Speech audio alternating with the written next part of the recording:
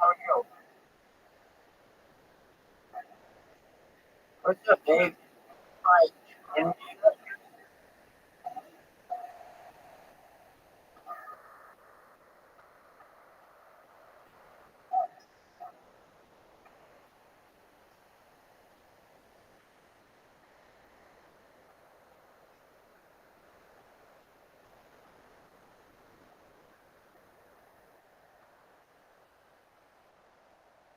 let's go into the yes, yes,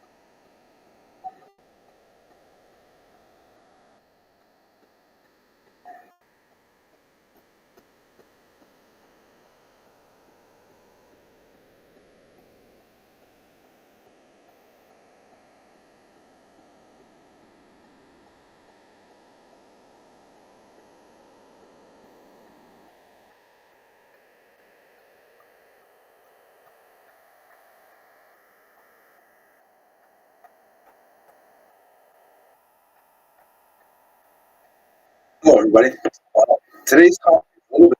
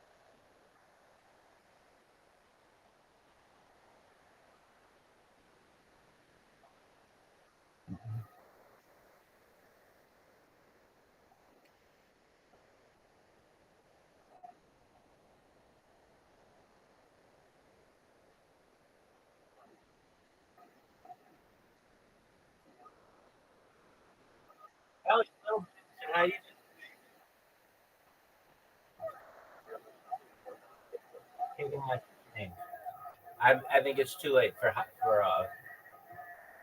golf tonight. Oh yeah, no worries. Big asking here. He's here. I don't know if he's awake.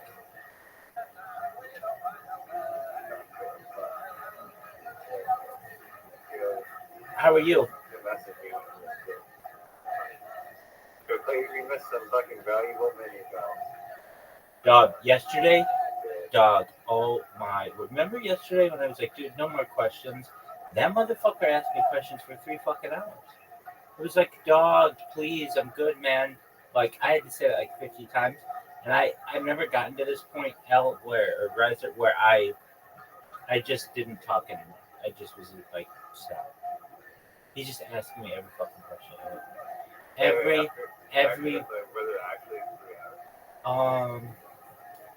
I fell asleep to him asking me questions, man. So it was at least a solid. The first hour I answered questions, all kinds of stuff on Aleister Crowley and all kinds of questions that he had. Just basically a 19th and early 20th century movement leader of the Libyans. Anyway, then he just kept asking me questions. Like, I just had told him, please, like, I'm good, man. I answered your question for another hour. All I've done today is answer questions, and he then kept asking me questions. I almost want to tell you this. He had a mental issue because he kept saying, I just ask you questions when I'm bored. And I'm like, okay, well, you have to understand that I'm going to bed right now. So I'm not going to answer any more questions. All right, well, but when I'm bored, I'm just going to ask. I'm going to ask him. Like, oh, wow. Anyway,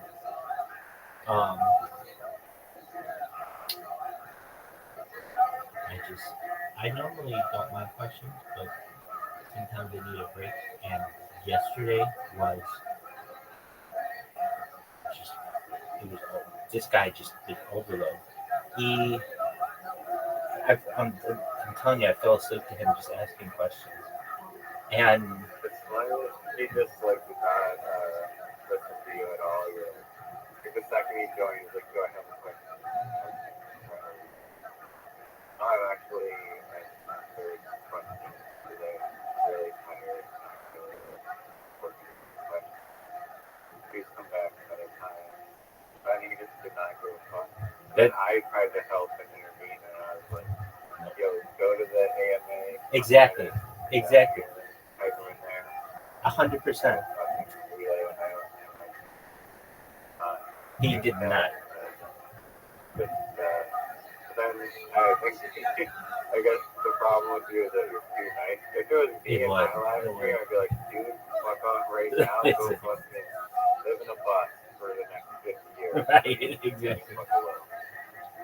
You're right though. I started answering his questions, and then I just saw Zoot left, and I saw you left, and I was like, oh man, I knew this was gonna happen. Like, we get into this, and I'm trying to tell him to download the thing, and he's like, that's okay, I'm just here for the conversation.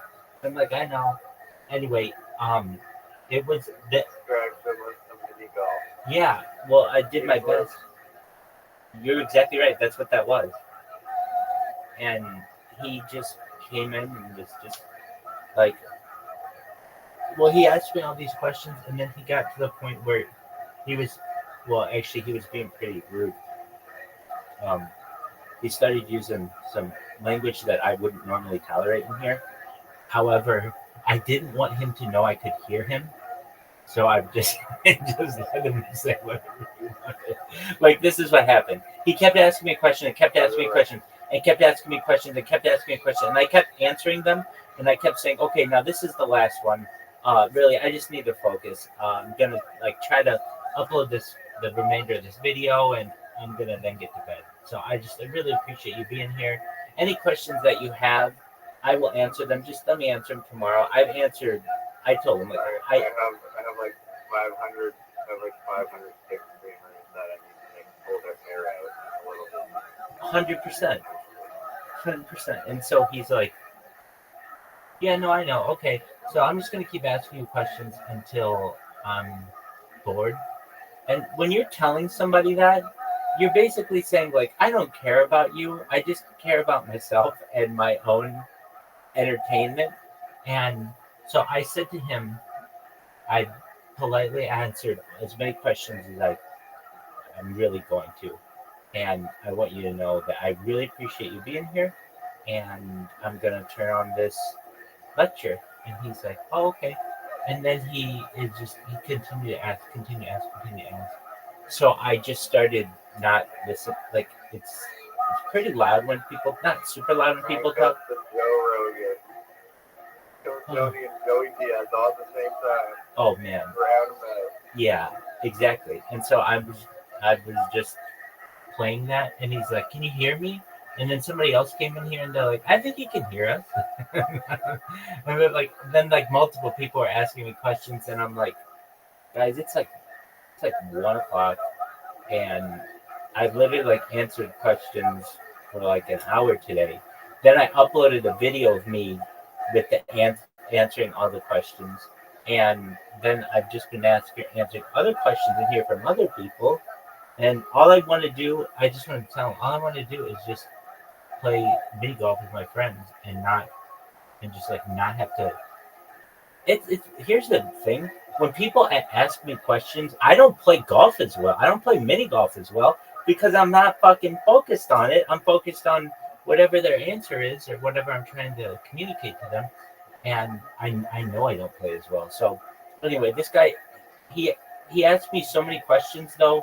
I've never gotten to the point where I'm just like, I'm just gonna be quiet here and just literally just watch.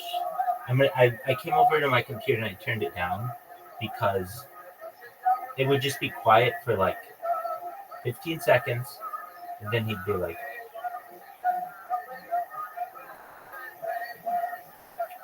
what do you think of Aleister Crowley's association with the Theta Society?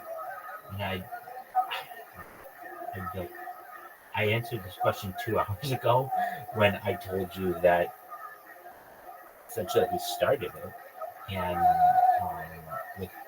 as I understand, he had a mansion off the coast of Loch Ness in Scotland that was essentially like very esoteric and like, so anyway, I went into but it's like, dude, I told you that 2 hours ago. I didn't learn anything more. I've been right here the whole fucking time. I mean, I'm not an Aleister Crowley fucking biographer. I literally could tell you like everything I know about him within about a minute, and that's about every single person on the planet. There aren't a lot of people that I just have this super fucking in-depth knowledge on him, and like even like George Washington.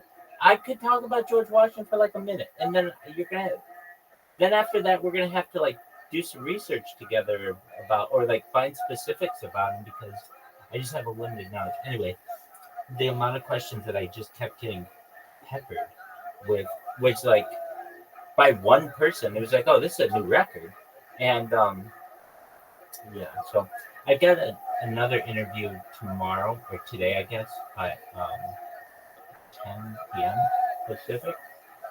So that's pretty late our time, but it'll be cool. It's a podcast, and yeah.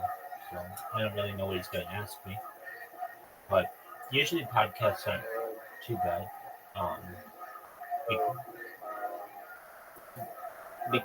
Because usually they're Reflect on that guy, I think, and maybe, yeah, it wouldn't be so bad if you were like, hired and exhausted questions all day, and the guy has like fucking nano fucking iota of like respect. Hey. This guy clearly is not interested in talking. Come back another point or whatever, but he just right. I very much just wanted to play mini golf at that point. I with this. They're trying to escape to the mini golf after we had already called it with mini golf. Alright, that's enough mini golf. Oh yeah, that's what it was. That's what it was. I called it with mini golf. Like, alright, back to mini golf. Wait, Get to the mini golf lifeboat. wait. That's what it was. Yeah, because at least then it's like we have something in common to talk about instead. It's like pop. I was thinking, what the hell was it? Oh, I know what it was. Oh, you know, This is what. Good tactic. If there's someone really annoying that you don't want them to adjust, get them to download like this really shitty game. Like no one wants to play and be bored and just force them into playing this video of one thing. Play paper or something. Or just really boring. That's That's what I would do. I have all these contacts I can make. I know that's the opposite of your own. Well, normally I want to answer people's questions, but there are a couple things. I've been having to answer more and more questions recently, which is fine, but it's made me realize, like, not everybody asks me questions in the same manner or for the same purpose. There are maybe 90% of people who ask questions, they're curious about something, and I'll do my best to find the answer for them. Then I get another small segment that wants to ask me every question on earth, literally wants to ask me every question on earth, but doesn't want to hear my answers. So I have a friend of mine who does this all the time, and he will pepper me for 3 or 4 hours at a time. And he'll come in here. He came in here at 4 a.m. 3 days ago, and he's like, "Hey, do you have time to talk?" And I'm like, "Man, I'm going to bed." So then he came in when I was awake, and he peppered me for 2.5 hours, just question after question after question after question. And I even told him in the questioning, I said, "You're not even listening to my responses. You're literally like so excited to get answers that every time I provide one, you're thinking of your next question." And as I was telling him that, he really was thinking of the question, and I just had to yell, "Shut the fuck up. Listen to me and listen to what I'm saying. I'm answering your questions, but you're not comprehending the answers. You're just already coming back with the next question." It's like, think about what I have to say, and then if you have another question, you can certainly ask it. But he was just asking me questions without thinking of the answers, and the guy last night, he was kind of doing the same thing. He was just like, he was just and like peppering me, and You told us to do so that was like what your pet peeve is the mini golf. yeah, You're playing fucking mini golf and then you're like, yeah, don't fucking ask me questions, give up. well, it just shows that you don't respect me or what I'm saying. If you do, then you wouldn't just talk to talk and ask me questions to ask me questions. And I understand sometimes we're bored, but if you're gonna take time out of my day to ask me about information, then listen to what I have to say. I mean, it's just common courtesy. But I understand people get excited, and then there's another one. So there's that kind, and that one's just like an excited questioning. That's fine. And then there's another kind which I don't get very much, but where I will get someone who wants to get into an argument, or like they'll just start asking me like really difficult questions.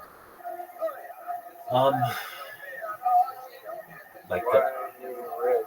you perfect. Yeah. Why are you rich? That was your last name. Right. Why don't you give away money? Why don't you? I mean, like, do you defend? Yeah. Do you defend like the killing of children? Do you defend the death of innocents? Like, these are tough questions, and I'll find. Wait, what do you say? How is the answer like anything but like Well, it goes to the there's it's a loaded question, so it doesn't have an answer. That it's the same kind of question. Do you still beat your wife? There isn't a correct answer to that, because if you say no, I don't still beat my wife, well then you used to. And if you say yes, then you still beat your wife. So I really learned with You deny that you were like no, no, no. It's like a cross examination. You can only answer in the affirmative or negative. Yes or no. Do you still beat your wife? that is a false pretense. Right. But wait. But it's already left the impression that you're a wife beater. Because now you want to get into semantics. It's an unfair question. That question is something that makes me recognize that all there's no perfect question. Basically, any question anywhere can be manipulated, and thus it's in my best interest not to answer any questions, period, if I always wanted to be right. But and then I get people, this doesn't have as much in here, but it happened on Twitter, where people want to quiz me on stuff. And fortunately, I've been correct on everything. Not 100%, but I haven't had a gotcha moment. And I'm on camera. And so I want to avoid any kind of gotcha moments that I potentially can have. And so people will want to do that. And I understand that too. But the big ones are like, you know, how do you defend XYZ, and or like who do you like, this country or this country? I get that one all the time. And see, here's the thing, you don't see it, but I get asked on the fucking wars. I get asked directly on country X versus country Y half a dozen times a day, and just every single day, it's like 6 times a day I get asked this question. All that shit. And so I just say world peace, because it's not going to get me anywhere if I choose a side. And it's not just I don't just get these questions in here. I get them in my DMs all the time. I get them worse in my DMs because people just, and I'm open to them and I answer people's questions, and if they want to talk more in depth, they can. But look at the shit that I get. That is just like, I don't want to say, it's just, why would you ever do this to someone? This asshole, he sends me this shit every fucking day. Just, and I don't block him because I just, I don't know. I don't really have a hateful heart. I think him psychologically. It could be. Let's see here. What does he say? What is he saying? He wrote me.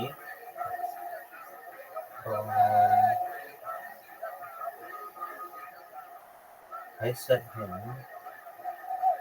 my okay, what did he write? Well, I got one here that says, I hunt Jews for a living. Like, who the fuck writes that? What is that? Like, does that even, like, you're proud of it? What does that even mean? Okay, this guy, there's another guy. Well, I mean, I'm not a pussy, and so sticks and stones may break my bones, but words will never hurt me. You can say whatever the fuck you want to me. You can threaten me. I don't give a shit. So long as you don't put your hands on me, say whatever the fuck you want. Because once we start legislating what you can and can't say, then I feel that we run a slippery slope. I am gonna find that this motherfucker writes me. He doesn't just write me shit. He sent me this really mean. He sends me this really mean. Let me just type the word Jew and see if it fucking shows up. Here's someone. Can I ask why you sit in Discord, you stupid, greedy, long-nosed Jew? Shut up, Jew. Kill the Jews. These are all different people. this guy sent me a fucking meme of like that big news Jew. Yeah. Um, Yeah. a lot of That's people. one thing with the internet is that there's like a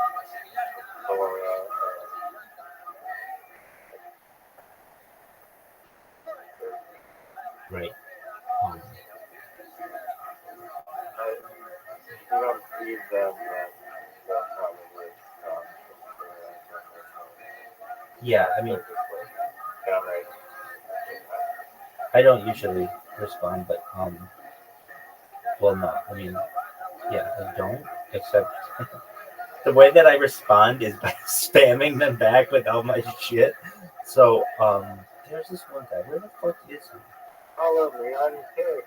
Thank you. Exactly. There's this one guy. He sent me the. It's like it sticks out in my head because it was so mean. Uh, let's see. Wow, I had gotten a lot of stuff like that. I do, honestly, if somebody writes me a question, it's so much easier for me to answer because I can answer it on my own time. And then also, the chances that they're going to ask me 50 subsequent follow up questions is just not like it is in here when somebody just like, oh, it's somebody who I can just fucking torment. Oh, here it is. Here it is. He says, "Can I ask why you sit in Discord, you greedy long-nosed Jew? Oh, greedy, you stupid greedy long-nosed Jew." He said, "Hey, do you have a fucking life by any chance? Rabbi, kill yourself." Then he sends this like terrible meme. I don't know if you can see this, but it's like a flashing like you can see it's flashing. Yeah, exactly. Swastika still, and then this shit. So like my inbox. It's probably the Jews alternate account. Exactly. And then he writes, "Kill the Jews."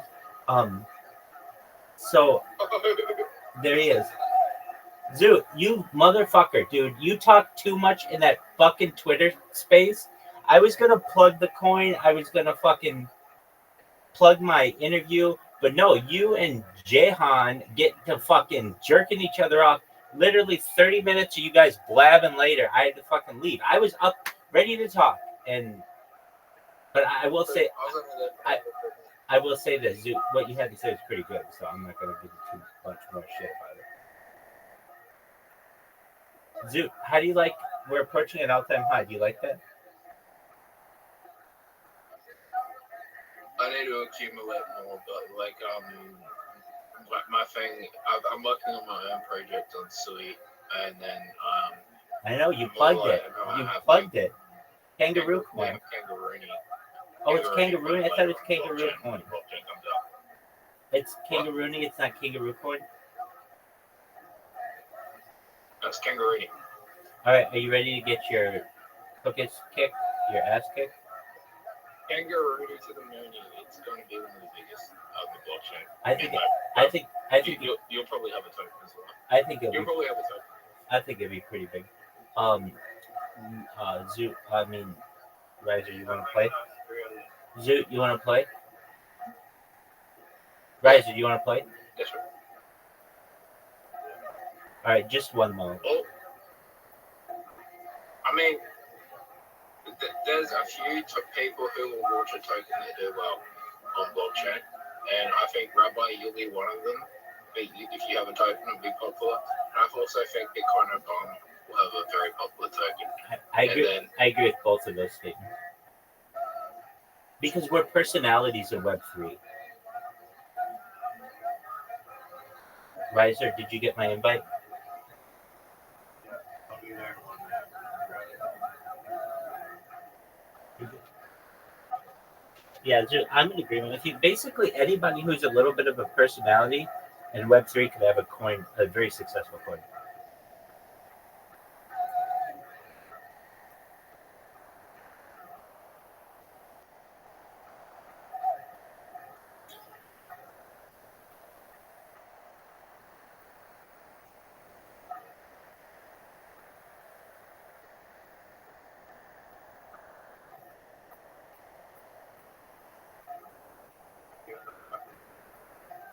He is. Yeah, we're waiting for you.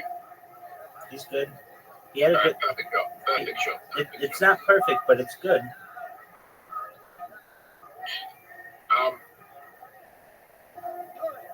Oh, by the way, the whole P Diddy drama happening right now. It's gonna. Jay Z is next. That's all I can say. It might be a few years away. It might be a few months. But Jay Z is next. All right, we heard it here first. Riser, I think it was better that your ball did not go in. It would probably take a few years before they go up to Jay Z because of a few reasons. But there are a lot of people protecting Jay Z. He might flee the country first, and then he would be impossible to get. But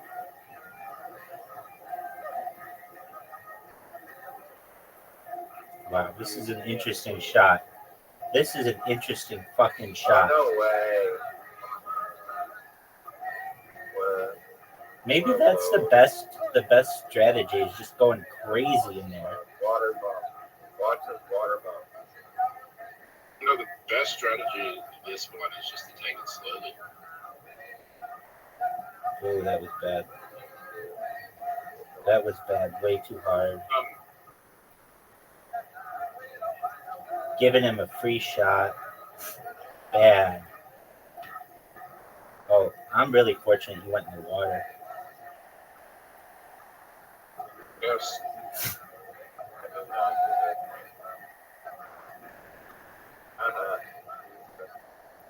Zoo takes everything out. This is the worst one. You go first. I'm pretty much in agreement with you on that. Oh no!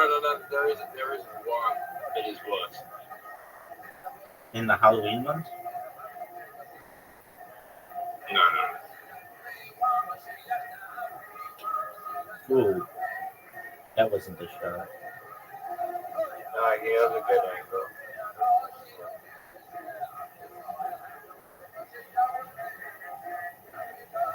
All right, I'll take it.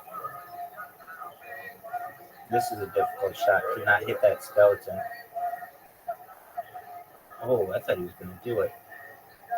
Oh, that was a great shot. That'll play.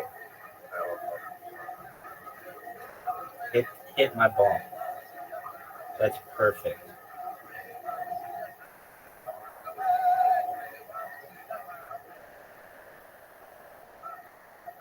Awful. Oh no. Why are you do that? Oh, you fucking destroyed my shot. I did.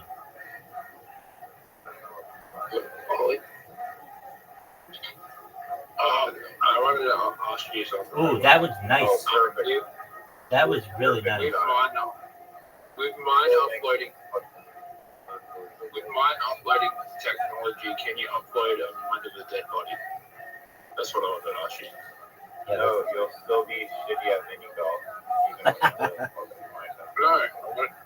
If I died and then I was frozen, could you upload my mind from a dead body? Yeah. Okay, cool. That's what I wanted to know. Oh, No.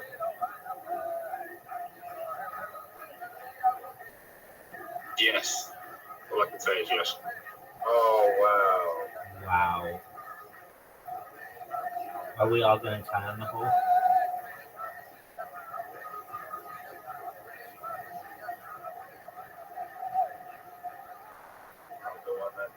Zoot's just awful. Just absolute dog shit. Just absolute dog shit on this hole. Just absolute positive dog shit. Zoot, you're so bad at this hole. I will get it next shot. Wait. Dog shit. That's the shot. Oh, I was going to say, if that didn't go in, that was a good one, Zoot. I have a feeling that we're all going to get it. Everyone's going to get it in here. Oh, 2 for 2. Yeah, you're all copying my shot. You're all copying my shot. I didn't. I went my own way. Short. This is our chance to put Riser away. What a great shot! Yes. What a great shot! Oh no. Now I have to. Yeah, perfect game. Perfect game. Perfect game. Oh no. You have to get it in the shot rather. It is possible, but unlikely. I really think that you have to hit off the back wall and also do a push. Oh, finally. Oh, this is Zoot's an fucked. easy hole-in-one. Zoot's fucked. I'd say this is an 8-0. Zoot's fucked. This is an easy Zoot, it's going right in the water. It's going right in the water. Oh, am I retarded? Am I retarded? Oh, oh, that was such a good putt.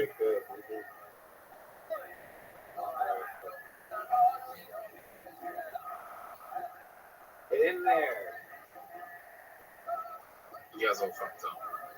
Watch now, Zoot gets it in after his absolute dog shit of a shot. His first shot.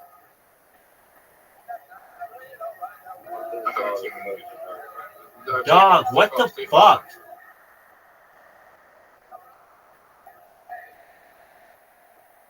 Yes, that's perfect. That's perfect. That's perfect. That's perfect. Hit that thing's hand.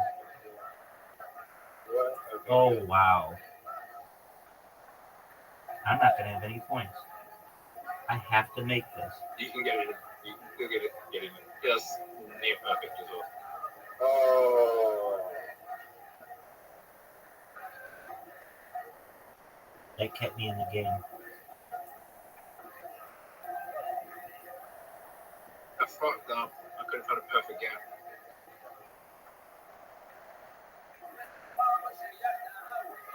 Bad. I'm not terrible at this hole, but I hate this hole. Yeah, I'm not good at it either. There's so much shit in it, and I never get the arrows right. That's perfect. The thing I hate about this hole Fuck him up. is someone else can just Hit his ball. no. If I hit, I just hug him. Why would you do that then?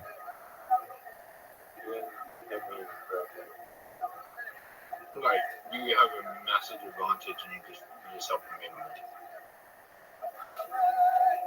Take out that fucking tree.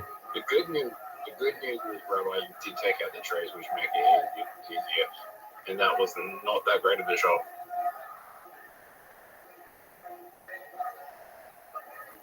Take out the tree. That was not that great. Dude, now he's in my way. Badly in my way. Oh no, Rabbi, you're gonna win now. Dog. This would be such a huge comeback for him. I can't win. You guys will probably get. Oh, he helped me this is so the much. last hole, too. He helped me so much. Make this. Oh shit. Oh, get I out think Rabbi and I are gonna tie. I think We all know. No. You just saved Rabbi. You just saved me. Rabbi. You saved me from getting a tie with Rabbi. No. We were all going to tie. We all tied. that's how we'll end it. That was nice. I like when we end like that. Let's go again. Yeah, there's the rare, we all win. I'll take it all All 3 right, let's wins. go again. No, I'm good. You guys don't even know. You guys don't know what Mel's hole is.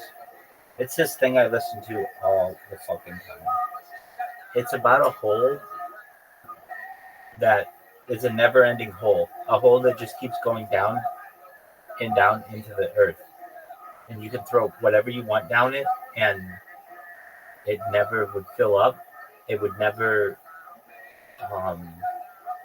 all this weird stuff would come out of it, like allegedly, like it was like a UFO portal, and they'd have these like there's a story about a guy who took his dog and threw it in the hole.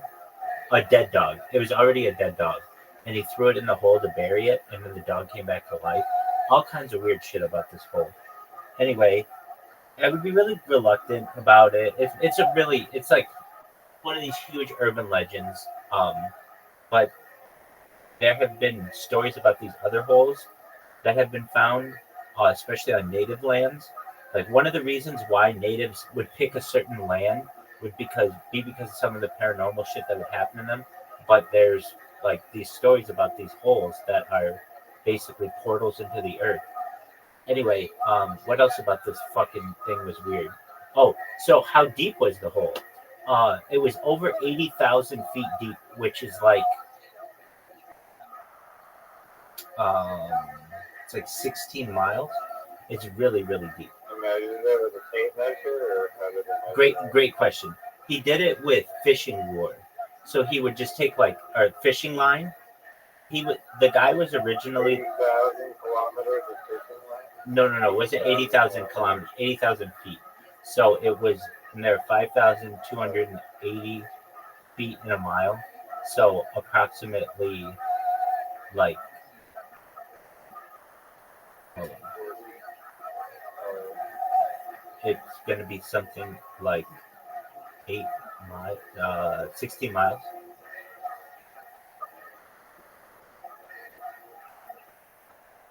And that's, Yeah, I mean, sounds perfectly reasonable. well, no, I'm not saying it was. It's like, I know the fucking answers to a lot of things. What came first, the chicken or the egg? All that kind of shit. But like, there's some kind of unexplained things. UFO and alien shit is really interesting to me. Anyway, this is one that is just a weird fucking story, and it actually involves Australia in a big way. So basically, the guy who finds this hole, Mel Waters, it's on his land. He talks about like when he bought it, everybody for generations have been throwing all their garbage in it. There's a guy who would pull up a pickup truck every single day with tires and just throw everything in this hole. And it just be it. No. It was the use case of the whole town.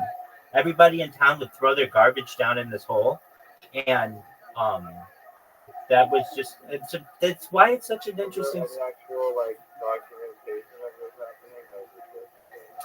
That's the thing. It's all oral. There isn't even a picture of the hole. Now, if you're like, what do you keep in mind? This story took place in the 90s. Now, that doesn't mean they don't want other people finding and getting garbage down. No, that's not what happened. The U.S. government took over the land. And if you're like, okay, so what's this story with the U.S. government? Basically, yeah, in some weird ways. So Mel calls the largest overnight talk radio station in the Western Hemisphere, coast to coast AM, and he tells this story about this hole, this like never-ending hole. It doesn't have a bottom. Everybody throws their garbage in it. It has some weird paranormal shit. Anyway, the government comes out to his house one day and says that there's a plane crash on his land, even though there was no sign of a plane crash. And they said that they were taking over his real estate, and they were going to lease it from him. And so they ended up leasing it from him for $200,000 a month. So that's what $200,000 a month is something like $2.4 million a year. And so he took that money and moved to Australia, of all places, and started a. For the price of a hole that goes on infinitely, it's pretty low. Like negotiate more money.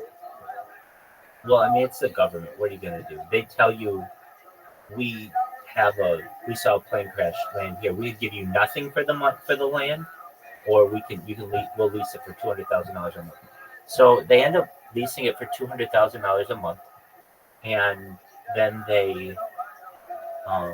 he moves to Australia, and starts a wombat rescue. I know it sounds so fucking strange. He spends so much money on these wombats that he goes broke, spending $200,000 a month on them basically in this wombat refuge. So then he moves back to the United States, and it's this weird story where he gets beat up pretty badly in San Francisco, and he ends up like For the anti-wombat committee. no, it was nothing like that. It was I forget exactly why. I usually fall asleep in the story, but basically he then makes it back to his land in Washington State, and the government basically said that that's not your land anymore. And so, what evidence of this is that this is real? Oh, and then like Mel disappears. Like no one ever hears from him again. So this story is really interesting because it takes place over the course of a few years. He would call in an update.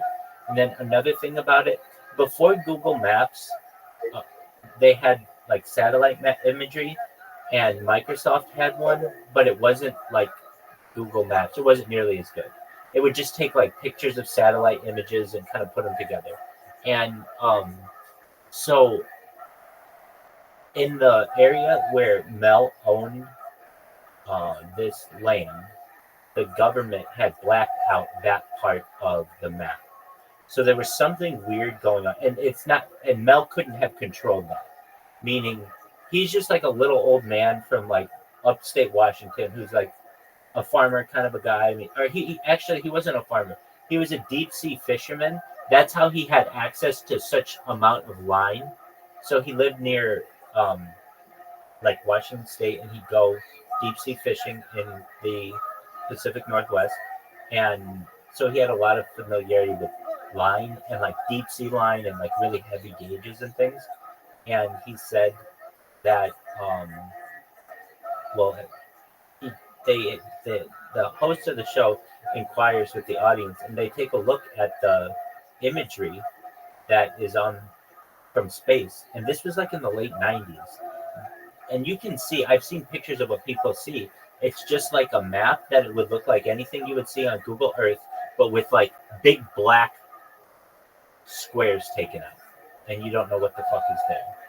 And they do this now with Google Earth imagery, but they just blur it and make it look like the surrounding terrain. But back then they did not have that kind of technology. They did, but it would take too long, so they would just straight up cut it out. So that's the black squares, it might seem good, but then it just tells all the tells you exactly what. Exactly right. Go to the black squares and investigate. Exactly right. So blur it. So just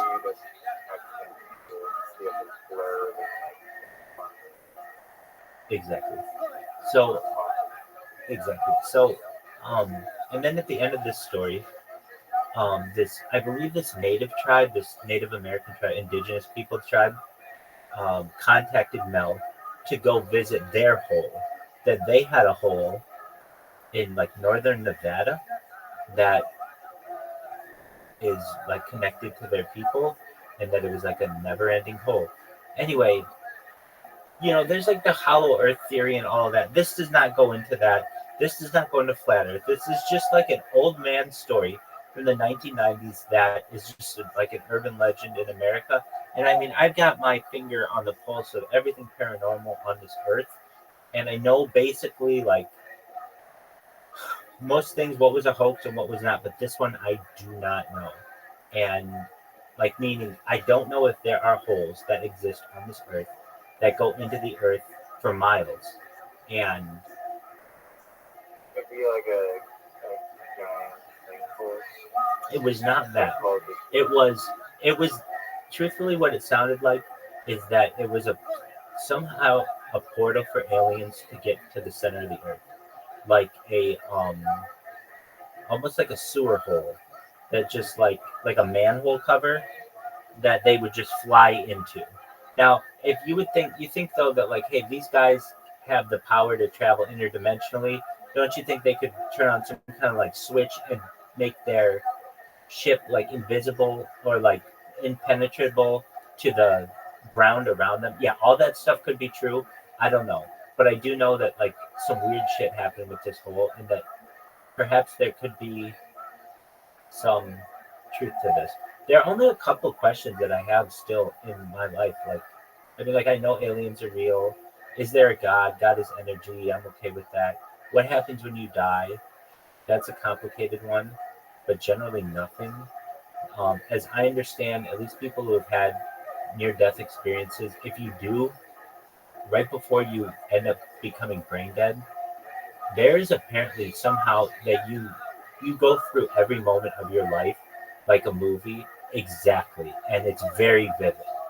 And then I've also heard like you don't want to go towards the light. If you go towards the light, you die. So you want to actually stay in the darkness. And that going to the light. Going towards the light is how they keep you trapped in the dimension. If you don't go towards the light, then you can Okay, that's not what I know it as, but that could be. As I understand, if you go towards the light, you die. If you stay away from the light, you continue to live in this world. And then there's something called the Mothman, which was a story that took place in the 1960s in West Virginia, and there was a bridge collapse. Basically, there was this weird creature that was seen in the area of Point Pleasant, West Virginia, and it was like flying. It was like someone flying around in like a suit that had wings, and they could fly around without making any noise, and they had like these bright red eyes. And it turned out that this Point Pleasant was a place where they were doing a lot of munition. What do you think? Go ahead. You said You're okay. Go ahead. Did you say that nothing? You said nothing happened when after a die. It's just like avoided nothingness before you were born. Like how you had nothing before you were born. Essentially. That's scary. you can't die. My fear is that you cannot die. Because, death, by definition, you don't exist. You're going into a state of non-existence. And then, you're in non-existence for eternity. Eternity is an infinite amount of time. You can't have an infinite amount of time. Or maybe you can. But basically, you go into non-existence for eternity, and then you just spawn back as another thing. Just keep in mind when you say infinity, all kinds of crazy scenarios then occur. And you have to understand, like when you say infinity, you mean absolutely everything that could happen must happen. And that opens it up to a lot of different things. That's why I don't say infinity. Generally, I say till the end of the universe. Which is a set time. It's approximately 50 billion years from now. 50 years from now. You know that I believe the beginning of time is the end of time. I've discussed this further with you a few times. Yep. And like everything that has a beginning has an end. Okay.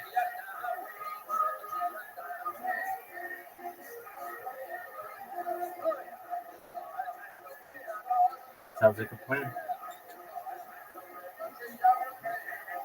Zoot, I did think what you had to say in that Twitter space was good. I was just frustrated that I wasn't able to speak.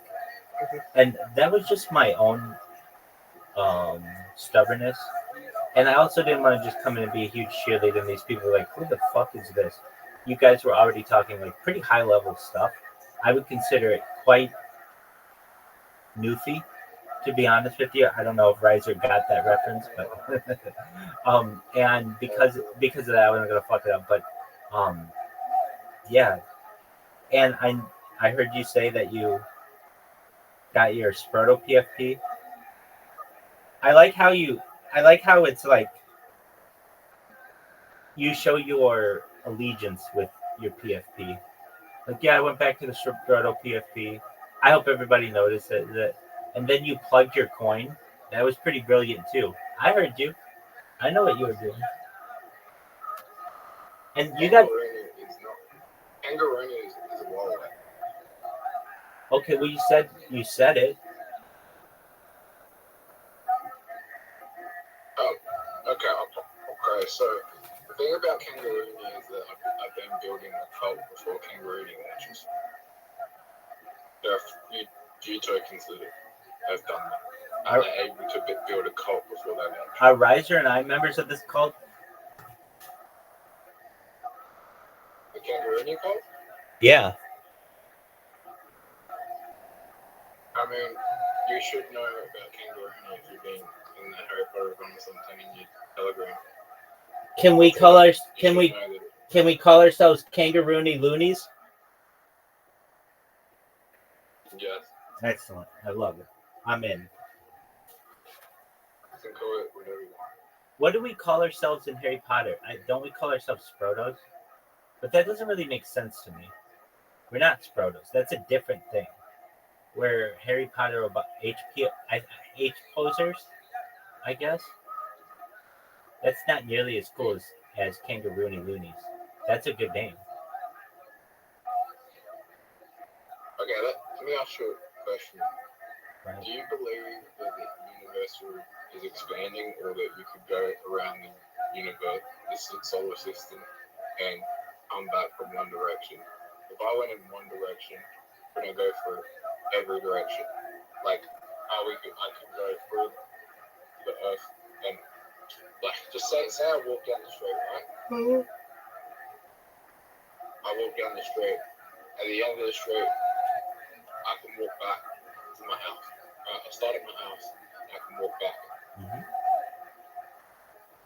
Alright. Then I can go around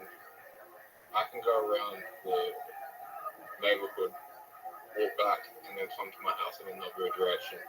Do you think the universe, like the solar system, is expanding, or do you think it's like? So let's be careful. Let's be careful with the terms that we're using here. The solar system really only encompasses our sun and 8 planets. Yeah, that's what I mean. So you're really talking to the universe. I get it. I do it all the time. You're really talking to the universe. Exactly. Okay, so you're asking, well, to my knowledge, the universe is expanding. It's going to continue expanding until a certain point when then it begins contracting and it will end up in the Big Crunch. It started with the Big Bang, then there's the Big Crunch. There are a bunch of different names for it. The Big Crunch is, though, pretty well known. Okay, so you have asked a question as well about the universe expansion, and it is expanding. It's expanding, as I understand, at the speed of light, very, very fast. It can't go any faster than that, though. And the physical mass is only between like 5 and 10% of actually everything that encompasses the universe. Most of the universe consists of dark matter and dark energy, and not visible matter. Okay, so with that being said, 90% of everything that is in the universe is not visible, and that is expanding as well. So let's just, like, in one sentence, I think you have a question of this. If the universe is expanding, into what is it expanding? Because it's everything. So what's it expanding into? Does that make sense? Is that a question you have? Yeah. Okay, so let's look at it. If the universe is constantly expanding, into what is it expanding? Because doesn't the universe consist of everything? Please explain this to me like I'm 5 and use bullet points. Okay, so it's kind of like, here's a simple explanation. The universe, it's everything we see, like stars, planets, and galaxies. Expanding means, imagine blowing up a balloon, it gets bigger, the dots representing galaxies move away from each other. No outside. The universe doesn't expand into anything.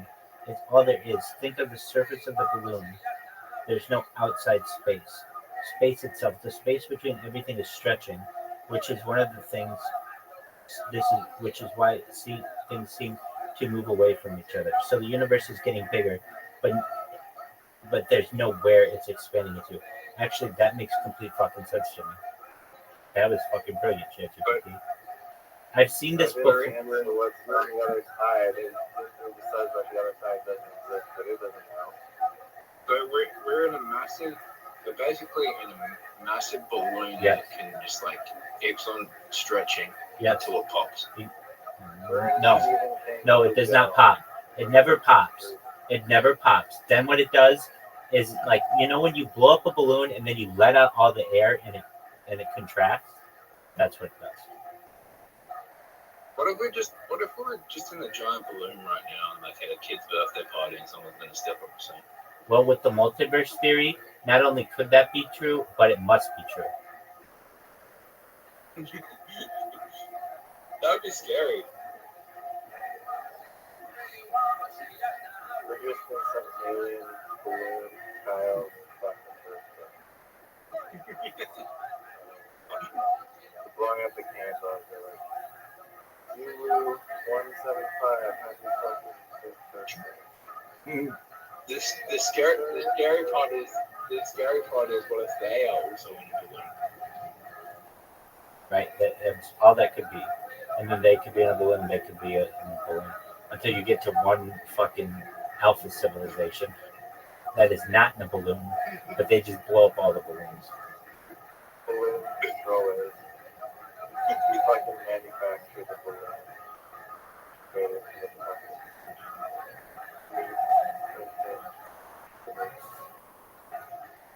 Yeah, let's ask this one. Figured it out, too. Answering in the same way, explain to me, like on 5, what happened before the Big Bang and what happens after the Big Crunch? What existed? Explain it as best as possible. And if you don't know, then just say, I don't know, but this is what we think.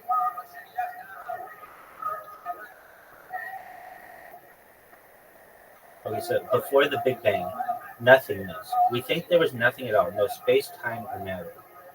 I don't even get that, but okay. Tiny point. Some scientists believe that everything was squeezed into a super tiny point that had all the energy. Boom. Then about 13.8 billion years ago, it suddenly exploded in what we call the Big Bang, creating the universe after the Big Crunch. What's a Big Crunch? If the universe keeps expanding and then stops, it might start to shrink back to small. It could collapse back into the small point again, like the opposite of the Big Bang. What comes next? We're not sure. Some think it could lead to another Big Bang, or it might just be another period of nothingness. So we don't really know for sure what was before the Big Bang or the Big Crunch, but that's what some scientists think. That's what I thought it was. Oh, are there Big Bang deniers? Yeah. Oh, definitely. Imagine the energy that it would take to recreate nuclear bombs that didn't happen, like a most powerful explosion. Compared to the size of the explosion. And why would it explode? And create a fucking universe. Yes. You can. Well, in answer to your question, are there Big Bang deniers? Yeah, a lot of creations are that way. Many people. I mean, keep in mind the Big Bang theory has only been taught for less than 100 years, and many people say it is just that. It's a theory. Sure. When I was That's what it has the theory. When I was a kid, about 50% of people, I would say, got on board with the Big Bang theory, and 50% were, this is in the United States, probably clouded in religiosity and thinking like they just wanted to avoid that. And now it's like 90-10. Like 90% of the people in America believe in some type of evolution, some type of Big Bang, those type of scientific principles. But there is still a group of people who do not, and then there's a group of people that analogize it. So, for instance, we may say that the world is 5,785 years old, but the first 7 days of that could have been creation, and each day could be analogous to 1 billion years or 2 billion years, or however people want to make it work in their own head so that they can sleep well. Okay. Then, could it be possible that the Big Bang was created by a civilization? And someone created the Big Bang? Absolutely. Guy who inflated the balloon.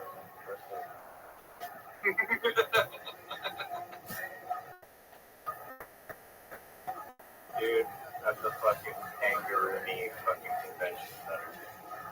I mean, think about, I'm sure you guys have seen these things. Ant farms. Okay? Yeah. So imagine you gave your child an ant farm on their birthday. That's essentially the balloon we're referencing. It's an entire world. It's self-contained. And all those ants in there are thinking to themselves, I wonder what the hell we're doing here. When really they were a gift at a birthday party. And in the same way that kid at a birthday party could himself be in that balloon that you described, that's a gift at an alien birthday party. And then that alien civilization could yet be another species. We're just some fucking alien kid's little ant farm. That's exactly right. And that's why the band Alien Ant Farm chose their name. I've never heard of that, man. Is it like a death metal? You've never heard of the song? You've never heard of the band Alien Ant Farm? They sing one of the best covers of Michael Jackson's "Smooth Criminal" from like 2005. If you heard it, I bet you know it. Screamo band. No. They're like kind of like punk. Hey, Rabbi. Yo. With mine uploading technology, right? Yes, sir. Okay. Could you get to a point, right, where we slow down our perception of time? Because I imagine if you were able to live digitally immortal, you could change the speed of time and upload time. So imagine like we were in a dragon world, and I'd be like, I want to live in this dragon world for 100 years, but in the real world it's only two seconds, but it feels like 100,000 years. You know, like imagine you want to live in like a medieval world. Oh, I'm bored of that. In 100 years from now, I want to live in another metaverse that's like this civilization, or like I want to go to like some samurai world. Is that possible? Yeah. Will that be possible? Yeah. There's some kind of way to be able to time travel. It's like the easiest way to time travel. The easiest way to time travel is to travel at a very fast speed. Now, I'm not a physicist, and I wouldn't trust somebody who just was like, yeah, I know all of this, unless they were truthfully one of the pillars in their field. So let's ask ChatGPT this question. I've heard the theory that if you travel at very high speeds, as an example, in an interstellar scenario, basically traveling near the speed of light can allow people to essentially stop aging, so that if you traveled away from Earth at a very high speed, when you came back to Earth, the people on Earth would have aged, but you would not if you were traveling at a very high speed. Can you please clarify this and explain to me like I'm 5 using bullet points? Okay, so it says, traveling fast and aging, speedy spaceship. Imagine you have a super fast spaceship that can go near the speed of light. Time slows down. When you go really fast, time for you inside the spaceship moves slower than time for people on Earth. I don't really understand that, but okay. Going away. If you travel away from Earth in your spaceship for a long time, you don't age much. Coming back. When you return to Earth, a lot of time has passed for everyone else, and they've aged more than you have. Example. Your friend, if you leave for a trip in your spaceship for what feels like just a few years for you, maybe 50 years could pass for those on Earth. You stay young, so when you come back, you look and feel young, but your friends on Earth are much older. So yes, if you travel really fast, you could come back and find that you've aged less than everyone else. But that doesn't make sense to me. So hold on. Can you please explain how I would have aged less if I'm gone for 5 years? Whether I'm traveling at a really fast pace or not, isn't it that I'm going to age for 5 years older, just like the people on Earth? That part doesn't make sense. Please explain. Like you're bending reality to different. Sure, let's break it down. How time works when you travel fast. You time versus Earth time. When you travel at speeds close to the speed of light, time for you moves slower compared to people on Earth. Ooh, okay, that makes sense. Example scenario: you in space. Let's fly you away in your spaceship for what feels like 5 years to you. Time on Earth. While you're gone, a lot more time could pass on Earth, like 50 years. Why you age less? Feeling of time. In your spaceship, you experience 5 years, so you only age 5 years. Earth spot. But because you are traveling so fast, people on Earth experience 50 years.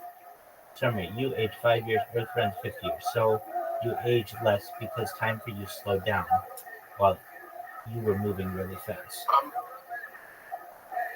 Now, I'm going to say something and a little bit controversial, but you probably agree with me. I think we should be asking, more people should be asking these questions to solve them. The reason why people don't ask these questions is because of a lot of religious beliefs are getting in the way of science, and a lot of people with the money have ties to religion that are getting in the way of science, and we really can't work out how the universe was created because of all these ancient religious beliefs. Yeah, I'm in agreement with that.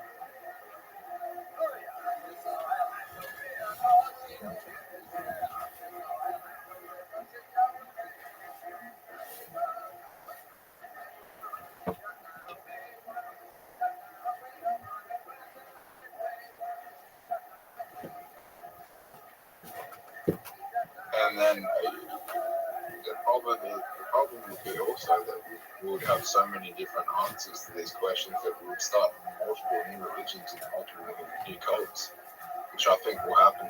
I think you will see that in the future in the next 100, 200 years, maybe 3,000, 5,000 years from now.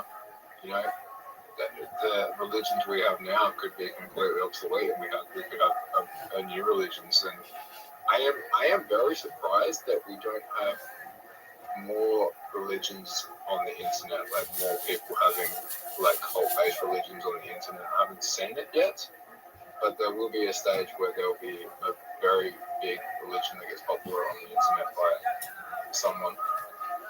Yeah. But we're not in that. I haven't seen. Do you know what it's called? I don't know. What's it called? Jedi. Jedi? Jedi. Yes. Star Wars? Yep. If you look at published reports, every year Jedi grows faster than just about any other religion in the United States. Every year.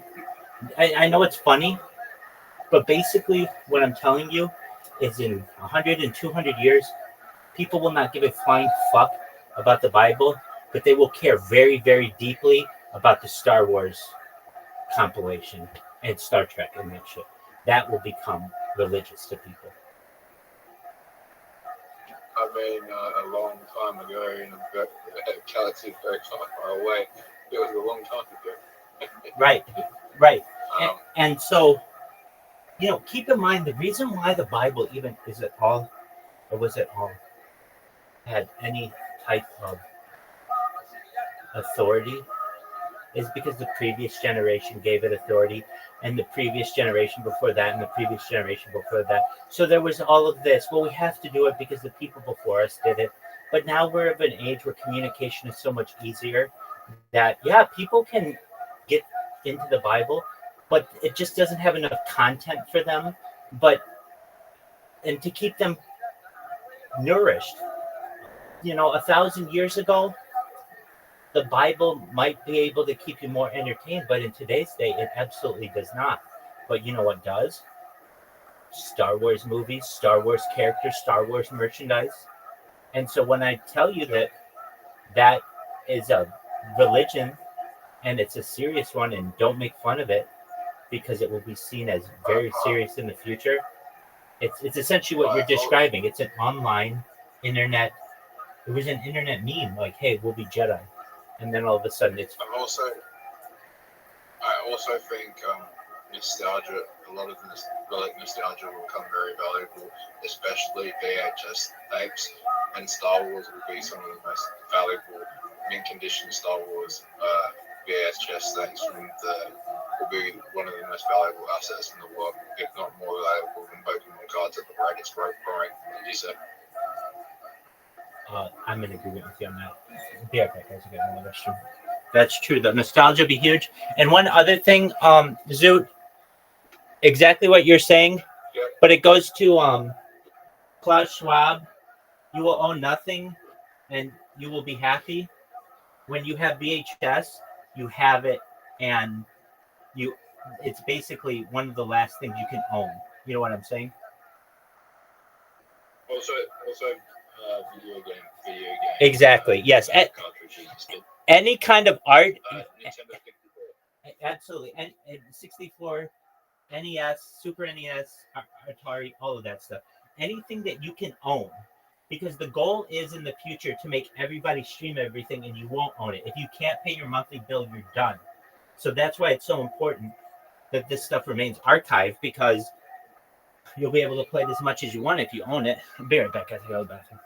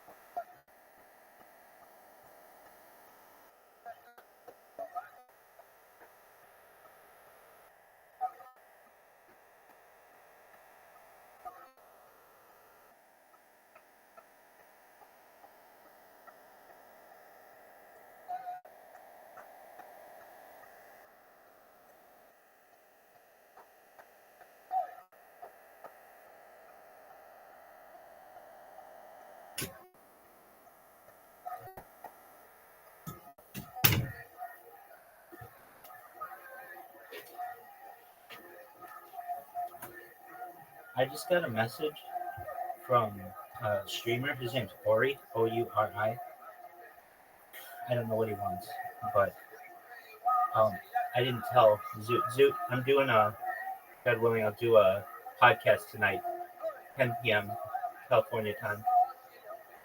I don't know too much more about the podcast, but the way that I got invited to it, I just went in my Telegram and just went down everybody I've ever sent a message to. So, like, I sent you a message. Elle, I knew you had Riser. I knew you had probably seen it. I know you did because you were here with me, but nevertheless, I just sent it to you. Frankly, I didn't remember if that was your account or if it was somebody else with that name. because I have had some different people with that name. Anyway, and then I just basically forced every single person in Harry Potter Bomb Sonic 10 email who chats in there to watch it. And because I do shout out the coin so much, they don't consider it spam. Like, I'm helping the coin. So I've gotten more people to watch it. In 24 hours or so, I've gotten like 150 people to watch it, which obviously isn't great numbers, but it's good for me. I watched it. You did a lot of shout outs. Oh, I did, yeah. And I thought that was a smart idea because people can clip those and then send them to their friends or whatever.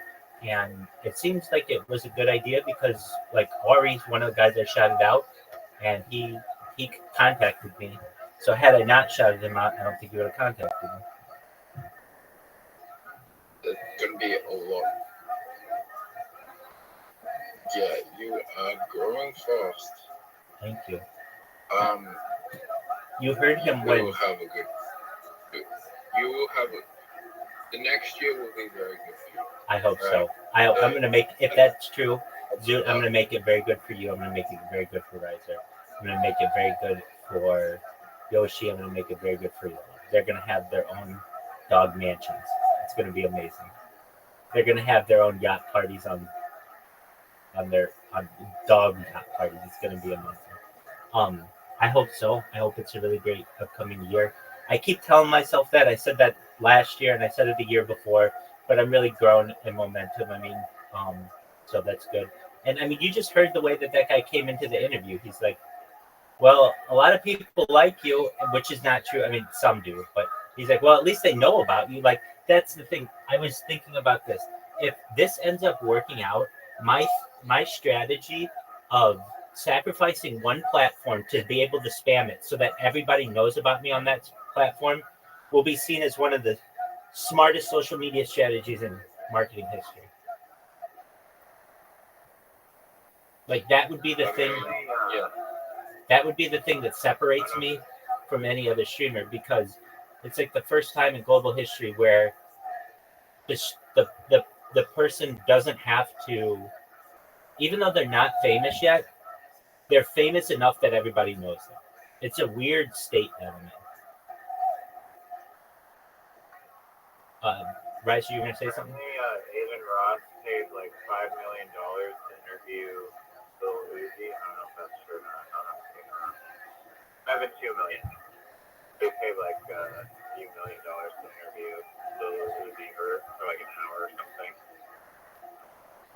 I know. Bill Uzi doesn't do interviews, but No, that wasn't Uzi. That was Playbill Cardi. really, I thought it was Uzi. No, Playbill Cardi. Same thing almost. But wrong person, I guess. Well, I know he did a challenge to anybody who wrote out Hurricane, whatever this most recent one was, the one that started with an M, whatever. Milton? What was it? That one? He would pay streamers $10,000 if they wrote it out, and they did, and he paid them today, or like yesterday. Did you get sued for like killing someone or something? Doug, you can get sued for anything in this world. You can get sued for anything in this world. It's up to the person. Like if you bribe someone with money to stay in like a hurricane and they fucking sustain a bunch of injuries, you're not liable. It's up to a judge and jury. If you want to pay all the money for a lawsuit to be able to take him to court, then go for it. But if you lose, then you're going to be in the bag hundreds of thousands of dollars in legal bills over a $10,000 cash prize. Like, it's not even like worth anything. So it's a good idea of Aiden to be like, hey, if you write it out in this hurricane, I'll pay you $10,000 or whatever if you live stream it. And I mean, he could very easily say that you're doing this at your own risk, and so that even makes his case even stronger, that he's not forcing anybody to do it. But he says, if you do it, I'll pay you. I'm not forcing anybody to do it. I'm not bribing anybody to do it. It's in your best interest to leave. Get out of here. Ride out the hurricane challenge. So that's cool. I I'm sure if some guy died screaming that, I think it would give him a lot of negative. Yeah, I mean, if you know anything about these guys, they get negative attention week 1 and positive attention week 2. And negative attention week 3, positive week 4. That's just how it works. What was I going to say? I will. Yeah. Well, I was just going to say that. At least when it seems, I don't know, when Aiden Ross makes these little promises that he'll pay somebody something. At least in this one case, I do know he paid, but I've heard of him not paying in other situations as well. But yeah, I mean, he's doing what he can to bring attention to the platform. Let's look at what the coin's at right now. We should be really fucking close to an all-time high. We're at 32 cents. Bounce back. I think it'll. I don't know. It depends. I think Bitcoin's gonna go on a run, and then it'll drag up the coin. But it seems to be pumping on it. I think wait till next week. I don't think it's going to do anything too crazy over the weekend. But I'm going to make another prediction for next year. Justin Bieber will come out with a new album that will be really well received commercially and critically. That's what I'll say. I can see that happening. What is fucking... Wow. What a prediction. I like it. I like that. It'll be one of the most iconic albums in the world. And I'll tell you what, everyone wants to know what Justin Bieber has to say after the P. Diddy stuff. It's going to be a very interesting album that's going to be very revolutionary. It's going to mark a moment in time.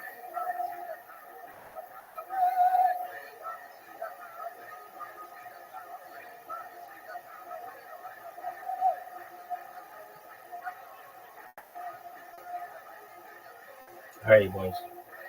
That was all the time. I'm gonna get some sleep. You getting some sleep? Yep, I got a big interview tomorrow. We're gonna go viral any one of these days. We're hitting all-time highs with Harry Potter bombs and Canino. That's a good. It's gonna bounce. It might fill the rest of $32. So I would set some sell orders at $31.99. Yeah. December's going to be good for Harry Potter.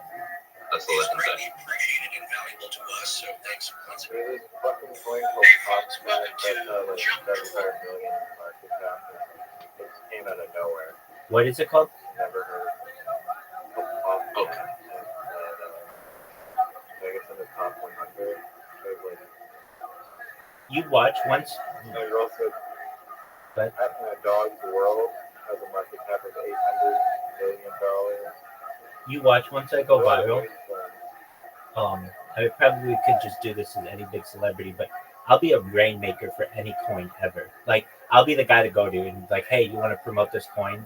Hey, the rabbi's on board for it. If we can make Harry Potter Obama Sonic 10 Enu successful, we literally can make anything successful.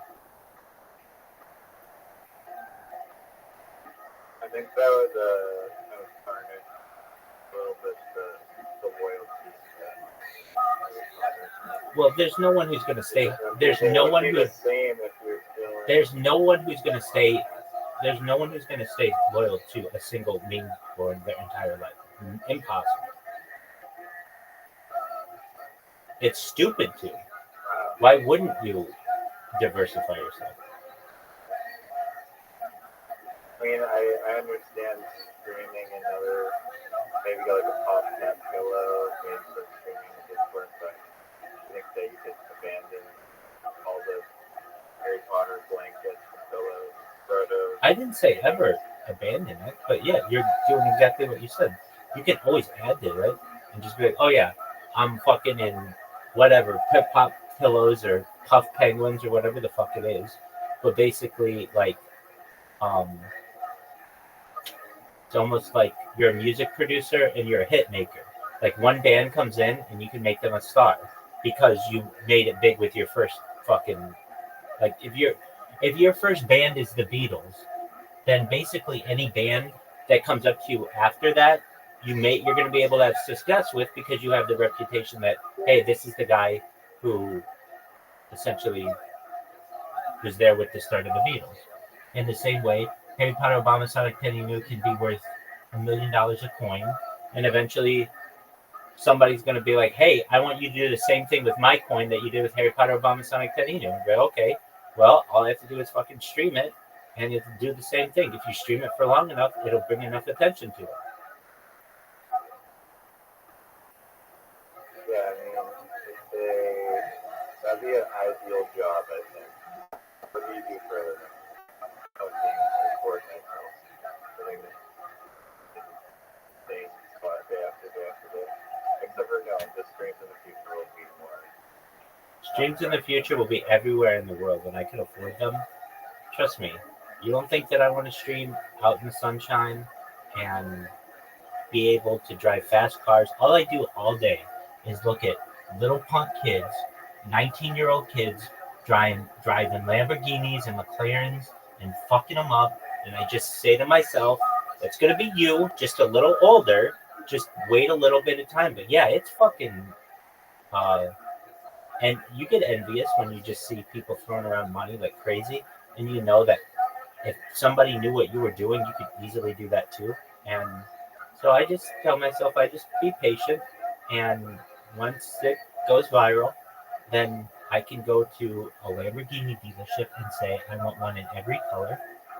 And I can do the exact same shit that these people do, but just do it better. So, but yeah. I talked to this guy on, these two guys on Monkey app the other day. He said me his bank account $8 million or something in it. And these guys are just like these stock traders. And apparently the guy is shooting for a net worth of like $1 billion in like the next like 3 years or something. And his current net worth is like $200+ million, but he doesn't really flex and shit. He just travels around. I mean, they do have a private jet and shit, and they fly around it. What the fuck are you saying they don't flex? They sit on Monkey and show people their bank account. That's as big a flex as you'd have. Yeah, no, he said he doesn't normally, he keeps a very low profile. He doesn't post on Instagram. He doesn't have any flexing. Like, flexing outright, like, purchasing Lamborghinis. But, yeah, apparently he doesn't really post that people. And I understand why. Hold on. Come on. Were you born yesterday? He doesn't disclose that to people, but just you, this special person he met on Monkey. Come on. If he disclosed it to you, he's disclosing it to at least 2 in 5 people he meets on Monkey. 40% of people he's meeting on Monkey is showing that shit to. No, dude, I swear I'm the one I trust myself. Okay, all right. I'm supposed to. You would never lie. All right, I know. Can I tell you my last bit of brilliance? This is so funny. Okay, so some of these. High IQ. This is Newfoundland. This is the capital of Newfoundland. What's the capital of Newfoundland? That's another territory, dog. Or isn't it a province? Yeah. Anyway. Oh wait. St. John. St. John. Okay. Shout out to that place. All right. So a lot of times in these Discords, if you want to join the Discord, that's fine. But if you want to stream in the Discord, you have to either pay money, which I can't do, or you have to do a bunch of interaction. So you have to talk a lot. Or you have to like be in a VC. It depends what they want it to be. So if they want me to be in a VC, that's fine. I'll go in a VC and I'll just put a device in there and it'll gain experience. And if it's in there for some of these, they have to be in there for like 10 days straight, 24/7 for 10 days straight. So, if it's one of those, then I just keep a device going for 10 days. But some of them want you to chat. Now, I don't have the time, I guess I do have the time, but I don't have the patience to chat with all these fucking people like as much as you're supposed to chat. I'm telling you, Riser, I did it in iShow Speed the other day, and it was 8 hours straight of me chatting and spamming gifts, and I was like, this is too much work. So I then developed a couple robots on the phone that would spam emojis. Because when you type an emoji, it doesn't really convey that much information, so you can do it in a repetitive fashion and kind of get away with it. So at first I was just spamming do the laughing emoji and then like a prayer emoji. Essentially, I think you got 2 out of 3. I did the smiley face. I did a heart instead of the prayer emoji, and then I did, which I think is funny. If like people think it's the prayer emoji, but if you really look at it with a different set of eyes, it's 2 people high-fiving. So it's really funny when you see people who die on like Facebook, and it's like thoughts and prayers, and it's all these fucking like prayer hands, but it really could be a bunch of people high-fiving. Anyway.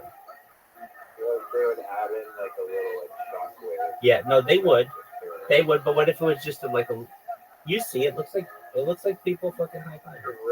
Their wrist wouldn't be like totally aligned, like perfectly. Oh, also with the left and the right hand. I know that it doesn't work out perfectly, but could that happen? Could you high five someone with it? Yeah, you can high five people with the same hand or a different hand. You can high five people. Exactly.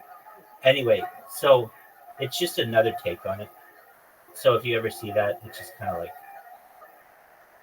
Anyway, Any other nuanced emojis? Yeah, only you're gonna have to move closer to St. John's for me to be able to share any more of this high IQ info with you. But what I can tell you is that when you have to do a lot of interaction on Discord, this is such a high IQ move.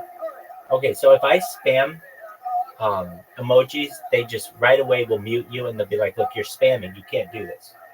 And like literally, if you type to the people, you get sick of talking to them. I mean, it's just like total strangers. Like, hi, how is everyone's day? Yeah, I can't talk to you for 4 fucking days like this, and that's how much experience I need of like constant 24/7 talking. So I came up with the fucking smartest thing ever when it comes to this. All right, so keep in mind, if you just spam emojis, they get mad at you. And it's too much work to just do it manually. So what did I do? Let me say this too. What if you don't spam emojis? What if you just put 1 emoji every 10 minutes? That's what I was doing. And still people are so bored that they'll see that you spammed it, and they'll be like, you spam this every 10 minutes. Okay, so what did I do? What is my high IQ move? This is so fucking smart. Instead of just spamming emojis, which I do, I spam like a smiley face and a heart, sometimes 100%, but usually like just smiley face and a heart, but other stuff too. Okay, if I spam that and I follow it with an intermittent sending positive vibes to everyone, nobody gets in my way. Why? Because then you're the asshole who's like, dude, you want me to stop sending positive vibes to everybody? Like if somebody just posts in a chat every 10 minutes, sending positive vibes to everyone, that's a nice thing to do. Okay, it makes a positive thing. It's not necessarily negative. And no one has gotten in my way for saying it. In fact, people, I can't tell, it's an overwhelming amount of people who interact with that and say, thank you so much, you made my day. Hey, can you please like think about me? I got this big event coming up. Like just because it says positive vibes. I'm telling you how many people. I'll check my phone right now, and I can almost guarantee somebody has interacted with that in the middle of the night, sending positive vibes, and some guy in fucking the Jubilee. Oh yeah, so here's this person. They said love you more. So I said sending positive vibes to everyone, and he said, "Love you more." Like, I was fucking talking to you. This is a fucking bot doing this. But, and so what I can do is then, Discord tells me that they chatted with me, and so I can just look at my notifications and be like, "Oh, thank you so much." So they think I'm sitting there like typing it because they interact with me, and I interact with them immediately thereafter. But isn't that fucking smart? Sending positive vibes. It is like, because nobody's gonna be like, "Dude, don't send that," because if you do, then you're kind of an asshole. Isn't that smart? Yeah, no, I think it's funny concept. Like you have like basically like a little like list of just like these messages that are completely immune to fucking getting recorded. So like, Yeah. chat comes up like Rabbi Rothschild. Everyone deserves a chance. Yeah, that's a good Go idea. buy another positive message. That's a good idea. Yeah, just We've all been feeling down. It's not how hard you get knocked down. It's how quick you get back up. that's true. That's certainly true. The thing is, you have to keep the messages pretty simple because the bot isn't that complicated, isn't that smart. Like, I guess I could, with you saying that what you've said is a good idea. I could come up with a bunch of quotes, but people will say you just keep setting the same. I feel like they'll catch on. They do. They do. They say you're just sending the same message. But if you say sending positive vibes, you're embracing the same message. Yeah, I'm saying the same message. I'm sending you positive vibes. Why are you negative against that? And then they look like an asshole. Basically, anything that allows me to get experience, I don't care what it's sending. But I was kind of between a rock and a hard place because I wasn't going to chat with the people because it is exhausting. And if you know how much you would have to chat, it's literally like 24/7 chatting with people for like a week. I mean, it's a long time. So I get to exactly. Yeah, I mean, it's a lot of work. So instead, dude, Discord has more features than any other platform on anything on the internet when it comes to bots and like that kind of shit. Well, here's what they do. It's smart. They say, if you want to stream, pay $3 a month, and you can stream as much as you want. Or maybe it's just $3 one-time donation. But even $3, I don't have to just be given away to Discord. So I have to, or they say, or you have to be a level 40 in our chat. And it's like, oh, okay. So when you start typing, it'll be like, you'll get to level 1 within like 5 minutes. You'll be like, oh, this is easy. But the thing is, it's like exponential. So level 2 is twice as hard as level 1, and level 3 is twice as hard as level 2, and level 4 is twice as hard as level 3, and level 5 is twice as hard as level 4. So when you get into like level 7, it's exhaustive because it's so many you had to do. And then when some of these want you to get to level 40, and that's when it just takes all day, 24/7 of leaving a device on in there. And the reason why they do this is because they want donations, but also they don't want random ass people coming in and causing disruption. If you're gonna get streaming privileges, you're really gonna have to have worked at it. And I see why. But oh my, I cannot tell you, like, well, it's just sending positive vibes is so fucking brilliant because I was caught before. I don't have the patience to just fucking sit here and type to all these people, and they're on to me. If they see that I'm just spamming emojis, and they're like, stop. They literally say, stop spamming emojis. But if I put in there sending positive vibes and then a heart emoji and a smiley face emoji, then that's something that kind of makes sense, and then it's a positive thing for the chat, and then the moderators don't get too mad at me. And here's the other thing: I have turned down these things from posting. Like they post once every 10 minutes because I don't want to make the moderators mad. If I post once every 5 minutes, oh well, sure, I'm going twice as fast, but that just means it's going to make the moderators twice as upset as her. It's going to make them upset with me twice as quickly. So once every 10 minutes, it's kind of just this random thing, sending positive vibes. I throw in a heart emoji, I throw in a smiley face emoji, then it's just sending positive vibes. And that's all like within 30 minutes or so. And at least for Big shout out to the newbies out there. dude, the new I'm ones. sending you positive vibes. So- That's right, dog. That's right. Shout out to my newfies. All right. With that, my friend, I don't have any more tricks up my sleeve. That's all my secrets for tonight. But I hope you like that. Oh, one last thing. I know I talked to you about this, but I'm really proud of this. This guy Ori, he's one of my favorite streamers. Um, why do I like him? He streams a lot, and I like people who stream a lot because I just get to know them. And he's very like when I say approachable, contactable. Like if you type in his chat, he'll talk right back to you. And so I've gotten to know him, and he wasn't mean to me, even though I spammed him all the time. So anyway, I sent him a friend request a long time ago, and even though when I would spam him, he would be like, "Oh, I love Rabbi. Thanks for coming in. Thanks for the shout out," or whatever. He wouldn't accept my friend request in Discord, and I get it. Why a lot of people don't accept my requests. Their jobs basically are tied to Kick, and if they get to be seen as somebody who is friends with an enemy of Kick, they can get into trouble.